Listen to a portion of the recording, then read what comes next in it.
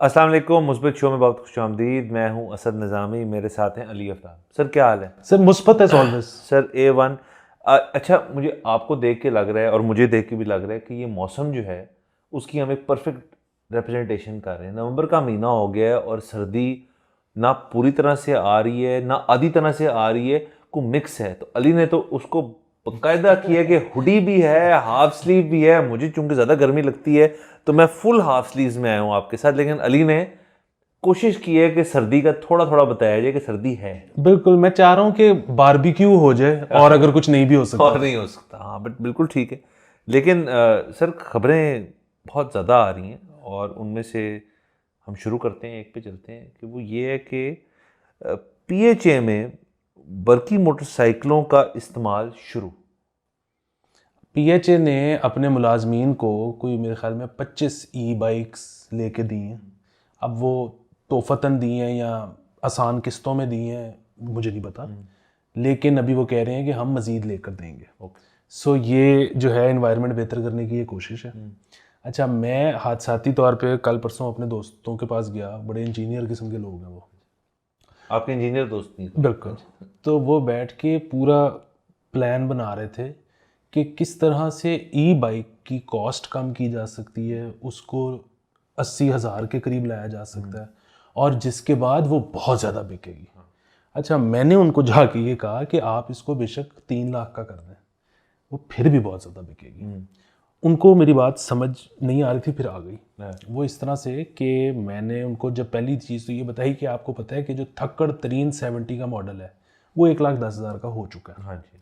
अच्छा, दूसरी चीज़ ये है कि यहाँ पर 1,10,000 में ई बाइक मिल रही है। उसका प्रॉब्लम ये है कि उसका चार्जर और बैटरी जो है ना वो रिलायबल नहीं है। सो लोग लेने से घबराते हैं। वो कभी दिखाता है फुली चार्ज, आप लेके निकलते हो वो चार्ज नहीं होती। कभी दिखाता है कि अभी 80 किलोमीटर हैं, वो थोड़ी देर बाद नज़र आता है 20 भी नहीं रह गए। आप उसको रिलायबल कर दें, आप कीमत कम करने के बजाय बेशक बढ़ा दें, लोग लेना शुरू कर देंगे। अच्छा, ई बाइक्स में लेकिन जो एक और काविश हो रही है वो ये है कि जो चाइना मॉडल है उसको इम्प्लीमेंट किया जाए। वो ये है कि आप ई बाइक्स तो ज़रूर दें, बहुत बड़ी अच्छी चीज़ है, इन्वायरमेंट के लिए अच्छी है और ऑब्वियसली कॉस्ट इफेक्टिव भी है। लेकिन चाइना ने ये किया है कि जो बैटरी है ना, आप उसको हॉट स्वैप बैटरी करते हैं। हॉट स्वैप बैटरी क्या होती है कि जी आपकी जो बैटरी बैंक है वो रिमूवेबल है। जैसे 3310 की नहीं होती थी कि जी बैटरी निकालें दूसरी लगा लें और बैटरी का लेदर चार्जर मिलता था। आपके पास मसला सिर्फ ये है कि जी वो बैटरियां कहाँ से मिलेंगी। तो वो कुछ कंपनीज जो हैं वो इस तरह की जगहें बना रही हैं जो बैटरी बैंक्स होंगे, जिसमें आपने कुछ भी नहीं करना, आपने जाना है, आपकी मोटरसाइकिल है उससे आप एक बैटरी निकालें, आप उसमें लोड करें, फ्रेश बैटरी निकालें, अपनी बाइक में डालें, आपकी बैटरी फुल है। इससे आपका दो दो मसले हल होते हैं। एक तो ये कि आपको रेंज एंग्जाइटी जो चीज़ कहते हैं, जो इलेक्ट्रिक व्हीकल्स और इलेक्ट्रिक बाइक्स में होती है कि जी आपको नज़र आ रहा होता है। फ्यूल एंग्जाइटी का तो कोई मसला नहीं है ना, क्योंकि आपको पता है फ्यूल पंप्स तो बहुत ज़्यादा है। रेंज एंग्जाइटी का ये है कि जी बिजली, आप तो नहीं किसी रेस्टोरेंट में जाइए मुझे बिजली दे दो थोड़ी सी। आप सिर्फ और सिर्फ जाएंगे इस बैटरी बैंक में, आप अपनी बैटरी चेंज कर लेंगे। और दूसरा मसला ये है कि आपकी कन्वीनियंस ही कन्वीनियंस है और आपको घर पे चार्जर लगाने की ज़रूरत ही नहीं। ये बहुत अच्छा है। एक मेरे ख्याल में पाकिस्तानी कंपनी को उसकी ग्रांट मिल भी गई है, लेकिन मेरे इसमें एक दो तहफ़्फ़ुज़ात हैं। पहली चीज़ तो ये कि पुलों पे जो प्लास्टिक के गमले लगे होते हैं वो तो हमारे पोड्री भाई छोड़ते नहीं हैं। तो इसकी सेफ्टी सिक्योरिटी का क्या मैकेनिज्म क्यों है? बैटरियां ले जाएंगे, उन बैटरियों से क्या निकालेंगे वो जो जिसको वो पाउडर की सूरत में कुछ कर लें उसका? सर बैटरी तो आपको पता है कि जो बिल्कुल ख़राब बैटरी है ना, जिसका कोई ज़िंदगी में काम नहीं रह गया, वो भी 3,000 रुपया दे जाती है। हाँ। सो ये एक बहुत बड़ा मसला है, क्योंकि इसका हल आप ये नहीं कह सकते कि जी सेफ सिटी कैमरास, क्योंकि सेफ सिटी के तो अपने कैमरास महफूज नहीं है जी। सो ये इस और फिर एक इसमें एक और चीज़ भी है, और वो ये है कि आपको पता है कि कोई भी ऐसी चीज़ आ रही हो जिससे आवाम का फ़ायदा हो सकता हो तो सरकार तशवीश का शिकार हो जाती है। सो उनको ये परमिशन, उनको ये लगाने की जगह, मतलब आपको पता है कि हुकूमत कहेगी कि अगर इस जगह पे आपने अपना ये लगाना है डॉक, जी। तो उसके तो इतने पैसे हैं। हाँ, बट आई थिंक ये वाले जो हैं कुछ ये गवर्नमेंट के साथ मिलके कर रहे हैं, बट एनीथिंग अली और मैं तो उसके हक में हैं। और मतलब मैं वो वाली बात नहीं कर रहा जिधर आप जा रहे थे, मैं बेसिकली इलेक्ट्रिक अब उम्र नहीं रही फॉर इलेक्ट्रिक कह रहा हूँ। और उसके साथ साथ जो इलेक्ट्रिक व्हीकल्स हैं, आपको पता है एक जो चाइनीज़ मैन्युफैक्चरिंग कंपनी ऑटोमोबाइल्स की बहुत बड़ी, जो रॉकेट्स भी बनाती है, उनकी एक ऑटोमोबाइल डिवीजन है जिसमें DFSK एक कंपनी है, उन्होंने एक इलेक्ट्रिक कार पाकिस्तान में इंट्रोड्यूस की है कॉल्ड सेरेस 3। अब वो क्योंकि सुनील मान साहब यहाँ पे नहीं है हमारे साथ, वो ज़्यादा बताते हैं, उनका रिव्यू बहरहाल है, आप देखें। वैसे हम अपने शो पे और यूट्यूबर्स को भी प्लग करते हैं, हमें कोई टेंशन नहीं है। टेंशन तो नहीं है ना? कोई टेंशन तो वो सेरेस 3 नाम की इलेक्ट्रिक व्हीकल, पहले मैं इतना एक्साइटेड हूँ इस चीज़ से कि फाइनली, पहले हम जो थे तंग आ गए थे और फंस गए थे कि जी वाहिद इलेक्ट्रिक व्हीकल जो सबसे ज़्यादा बहरहाल इस मुल्क में बिकी वो थी ऑडी की ई-ट्रॉन। और ऑडी ई-ट्रॉन बहुत अच्छी गाड़ी है, बेहतरीन है, मैंने खुद इस्तेमाल किया बड़ी देर। लेकिन मैंने हमेशा से ये कहा था कि इस मुल्क में जब भी आपको इलेक्ट्रिक व्हीकल मुनासिब कीमत में, वो भारत चाइनीज़ हो, कोरियन हो, जापानी हो, जो भी हो, अवेलेबल होनी चाहिए, कंज्यूमर के पास ऑप्शन होनी चाहिए। मेरे ख्याल में इस कौम में इस किस्म की अवेयरनेस है अभी, जो गाड़ियाँ ख़रीदते हैं, चलाते हैं और माइलेज कॉन्शियस हैं, कि वो इलेक्ट्रिक पे मूव करेंगे, क्योंकि फ़ायदे बेशुमार हैं उस पर। और सबसे बड़ा फ़ायदा ये है कि आपकी मेंटेनेंस कॉस्ट जो है वो ख़त्म हो जाती है। ना ऑयल है, ना ब्रेक्स है, ना ऑयल है, ब्रेक्स तो हैं ज़ाहिर है, बट ब्रेक्स ना ऑयल है, ना फिल्टर है, ना उस किस्म के जो दीगर मसाइल जो कन्वेंशनल इंजन के आते हैं वो आपके हैं नहीं। तो सेरेस 3 के नाम से एक गाड़ी आ रही है, उसको चेक करना बहुत ज़रूरी है। सर देखें, इस वक्त हुकूमत की ये तारीफ़ करनी बनती है, ये मुस्बत पहलू है जी, कि तारीफ़ करनी बनती है कि उन्होंने इनको आने दिए। हाँ, उसकी वजह ये है कि यहाँ पर दीगर जो कंपनीज़ हैं जिनके प्लांट्स मौजूद हैं, उन्होंने तो बहुत कोशिश की होगी कि परमिशन ना मिले, क्योंकि एक दफ़ा एक इलेक्ट्रिक गाड़ी अगर आ गई तो फिर बाकी सबको अपने प्लांट अपग्रेड करने पड़ेंगे। सो हुकूमत का यहाँ अगर चाइना ने डंडा दिया है व्हाटएवर, यस, मुस्बत है बिल्कुल। और ये पहली दफ़ा नहीं है जैसे इलेक्ट्रिक व्हीकल आई है। MG की जब HS आई थी तो उनकी ZS आई थी, और ZS के साथ ZS EV आई थी, और वो बहुत कम बिकी। उसके सबसे बड़े फैक्टर ये था कि वो बहुत महंगी थी, उन्होंने बहुत महंगी लॉन्च की। लेकिन उस गाड़ी का सबसे बड़ा मसला ये था कि वो मुकाबला ही अपनी एक गाड़ी के साथ कर रही थी। तो EV कल्चर सिर्फ तब आ सकता है जब आप, और ये भी बाय द वे अब तो ये एक बहुत बड़ा मसला हो चुका है कि हम फॉलो करते हैं इंटरनेशनल ट्रेंड्स। इंटरनेशनल ट्रेंड ये है कि जी सेडान साइज़ से हम बढ़ के जा रहे हैं हम क्रॉसओवर साइज़ में, और क्रॉसओवर साइज़ में ही EV लॉन्च करना कोई मजबूरी तो नहीं है।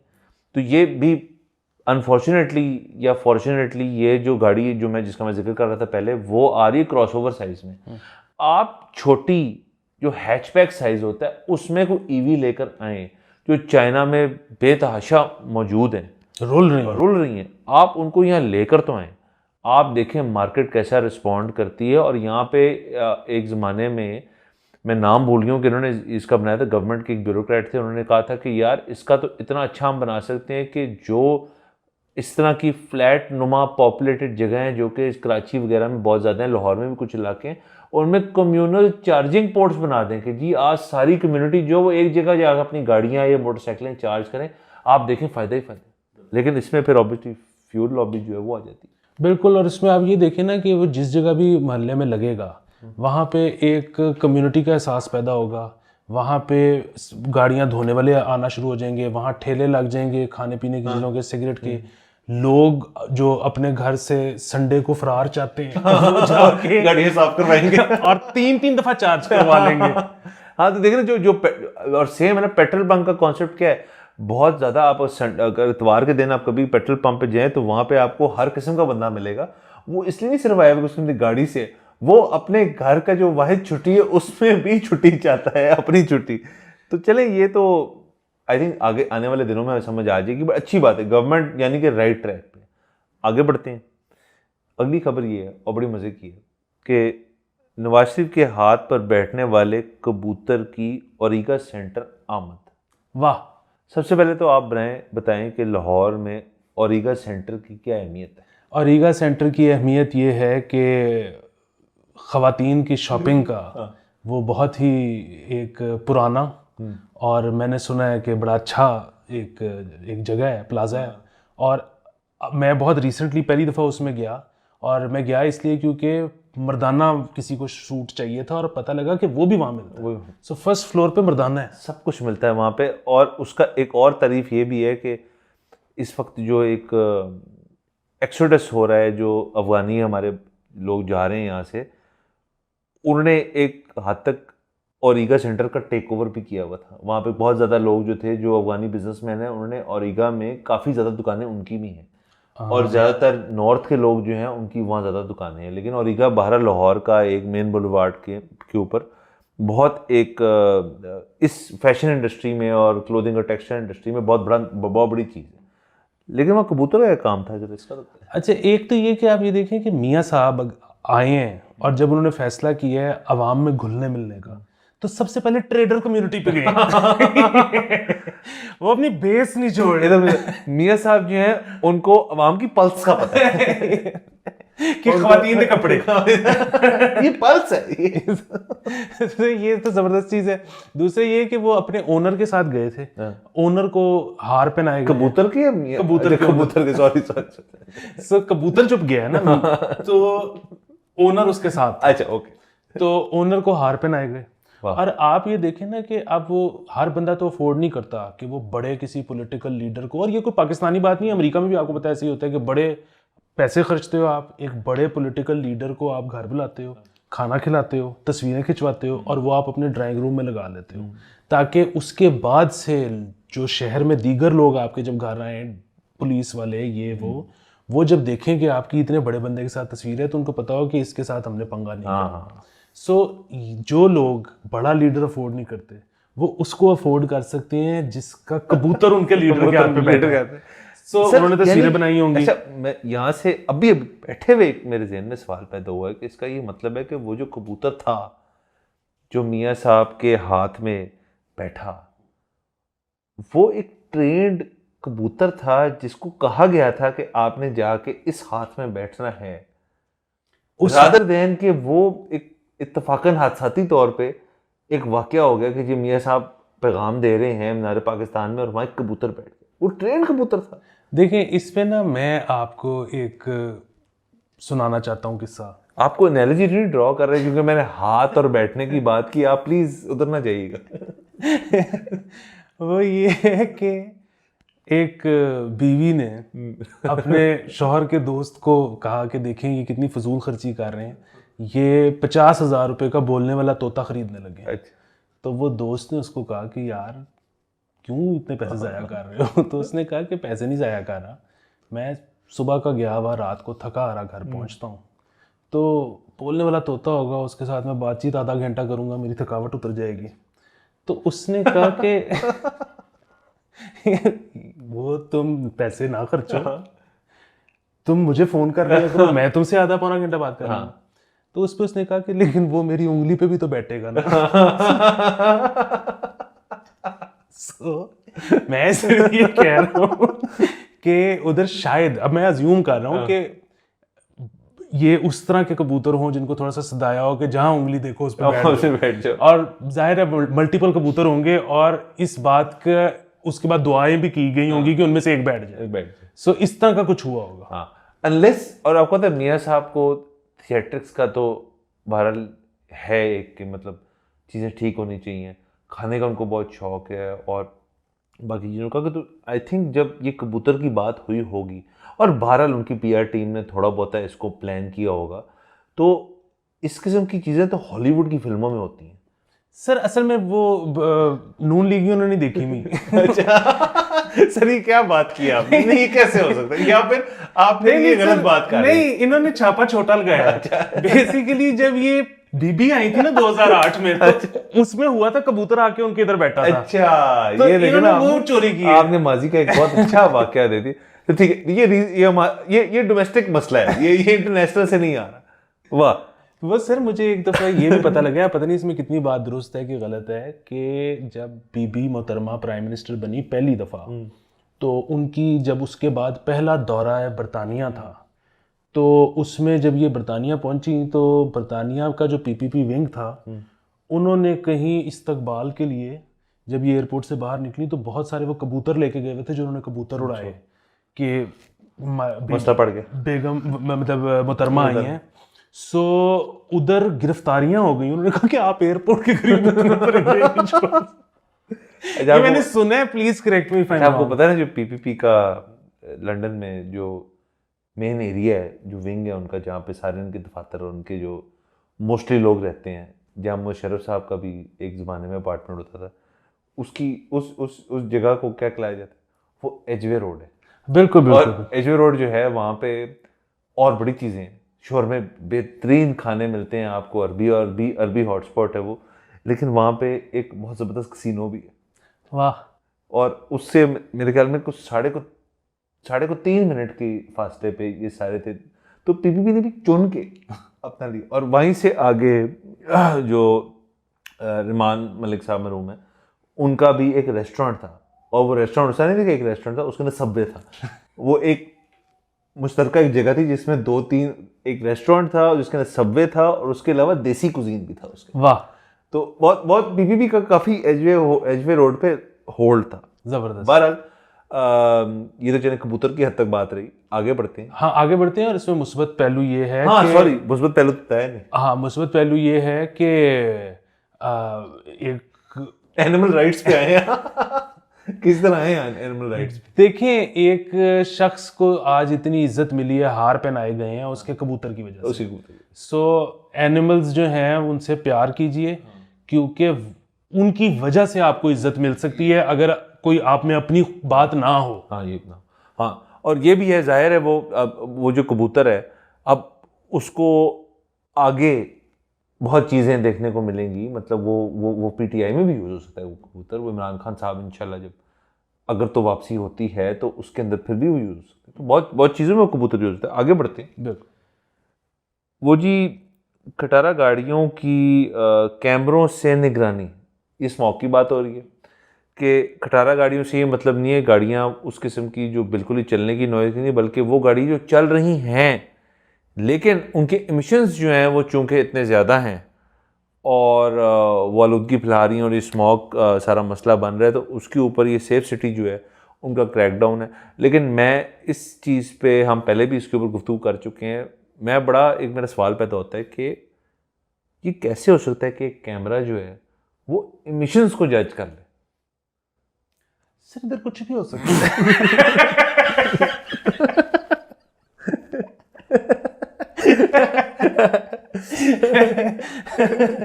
चलिए कुछ भी हो सकता है, वो एक अलग बात है। लेकिन अगर तो वो डिस्क्रिमिनेट कर रहे हैं ना गाड़ियों के ऊपर कि गाड़ी अगर पुरानी है फर्ज करें तो जरूर ऐसा कर रही होगी, जरूर ऐसा कर रही होगी। तो ये तो देखे ना, ये तो एक बॉर्डर कर रहा है एक बहुत और मसलों पे। ये एजिस्ट पॉलिसी भी है, ये रेसिस्ट पॉलिसी भी है, और ये क्लासिस्ट पॉलिसी भी है। बिल्कुल। और दूसरा जो इसमें मसला है वो ये है कि अगर आपका आ गया चलान घर पे, ठीक है, और अगर आप जॉब आना शुरू हो गए, और अगर आपकी गाड़ी में ऐसा कोई मसला नहीं है तो कहाँ चैलेंज करोगे और कितने को धक्के खा लोगे उसके पीछे। सो ये बहुत बड़ा मसला है। बाकी इसमें मुस्बत पहलू ये है कि अगर आप अपने हमसाये से तंग हैं तो आप उसकी गाड़ी चलती हुई की जब वो स्टार्ट करे तस्वीर खींच के या वीडियो बना के धुआं छुटते हुए आप सेफ सिटी को भेज सकते हैं, उसके घर चलान करवाइए। ये टिप हम नहीं दे रहे, ये अली भी ने उस तरह से नहीं कहा कि आप ये करें, बट हाँ ये एक उन्होंने शुरू किया ना नया कि जी हम आप पकड़वाएं। ये सिटीजन पुलिसिंग है। और इसके साथ साथ अब गवर्नमेंट ये भी कह रही है कि आप अपना मेंटेनेंस सर्टिफिकेट जो होता है या फिटनेस सर्टिफिकेट जो होता है गाड़ियों का, उसको शुरू करें। लेकिन हम तो वेट कर रहे हैं कि उस किस्म का कोई निज़ाम, कौन सी वर्कशॉप है, कौन सा वो मैकेनिक है जिसके पास जाएं जो वो सर्टिफिकेट बनाएगा जो हम गाड़ी पे यूँ चिपका लें ताकि हमारा फिटनेस सर्टिफिकेट हो। वो भी कोई चीज़ नहीं है, और वो इतनी को ओवरनाइट थोड़ी होगी। वो इतनी गाड़ियाँ हैं, इतने लोग हैं, इतना बंदा है, तो देखते हैं इसको। बट इनिशिएटिव अच्छा है। उस तरह से मुस्बत पहलू ये भी हो सकता है कि जी चलें स्मॉग के ऊपर उनकी कोई तवज्जो है और उसको ठीक करना चाह रहे हैं। बिल्कुल यही मुस्बत है और ये बड़ी अच्छी चीज़ है। और जाहिर है कि 35वीं दफ़ा डेडलाइन आ गई है कि अब आप मोटरवे पे एम टैग के बगैर नहीं चढ़ सकेंगे। तो लेकिन जिस तरह 34 दफा हो चुका है, गुजर चुकी है, तो मेरे अभी ख्याल भी में लोग चढ़ी जा रहे हैं लोग नहीं रुकते। लोग नहीं रुकते। नहीं जी, इसके साथ साथ खबरें तो बहुत हैं ऑब्वियसली, लेकिन टाइम आपको हमने कहा था हम छोटा रखेंगे, तो अगले एपिसोड में इंशाल्लाह आपसे फिर मुलाकात होती है। सब्सक्राइब करें, लाइक करें और क्या करें, शेयर करें, पैसे शेयर भेजें। करें, हाँ पैसे भेजिए। ओके, खुदा हाफिज़।